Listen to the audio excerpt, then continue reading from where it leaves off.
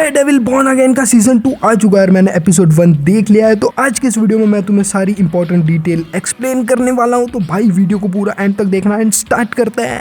तो अपना episode start होता है वहीं रेड हुक पोर्ट पे, जहाँ पे एक शिप आ रही होती है एंड वहीं पे हमें डेयरडेविल को दिखाते हैं जो कि उस शिप में एंटर कर जाता है जिसमें कि इलीगल वेपन्स एंड एम्यूनिशन होते हैं। फिर वो बंदा भाई पूरी शिप को खाली कर देता है बंदे मार मार के। एंड देन जो कैप्टन होता है वो कहता है कि हमें यहाँ से निकलना पड़ेगा क्योंकि हमें ऑर्डर्स मिले हैं। तो वो क्या करते हैं कि शिप को डुबा के निकल जाते हैं वहां से। फिर हमें दिखाते हैं कि भाई जैसे इस बार में पेज एंड डेयरडेविल जो है वहाँ पे छुप के रह रहे हैं, लाइक एक अंडरग्राउंड टाइप का बेस है। एंड वहाँ पे पेज को मार्शल आर्ट सीखते हुए दिखाया है, तो आई थिंक वो भी आगे आने वाले एपिसोड्स में लड़ने वाली। देन हमें विल्सन फिस्क को दिखाया जाता है जो कि वो डूबते हुए शिप के सामने खड़ा है एंड वो कहता है कि भाई उस कैप्टन एंड उसके बंदे को वापस लेके आओ क्योंकि हमें उससे पूछताछ करने हैं। देन पूरा का पूरा एपिसोड जो है वो उन दोनों के ही अराउंड घूमता है कि कैसे जो है विजिलेंटी टास्क फोर्स उनको ढूंढती है। देन हमें दिखाया जाता है कि भाई मैट मर्डॉक और पेज अपने अपने खबरियों से वो जो दो बंदे थे कैप्टन और उसका बंदा, उनके बारे में इंफॉर्मेशन इकट्ठा करने निकल जाते हैं। वहीं पे हमें चेरी भी दिखाया जाता है जो कि अभी भी भाई मैट से छुप छुप के मिलने आता है एंड मैट उसे बता देता है कि अब तुझे इन दोनों बंदों के बारे में इंफॉर्मेशन इकट्ठा करनी है तो भाई जा। एंड जो पेज होती है वो एक शॉप में जाती है अपना बेस बदल के क्योंकि उसके पीछे भी पुलिस पड़ी हुई है। एंड वहाँ पे एक बंदा आता है, एक फाइल रख के जाता है एंड पेज जो है उस फाइल को लेके एंड वहाँ से निकल जाती है। और वो दोनों जब अपने बेस पे वापस आ जाते हैं तब वो बात करते हैं कि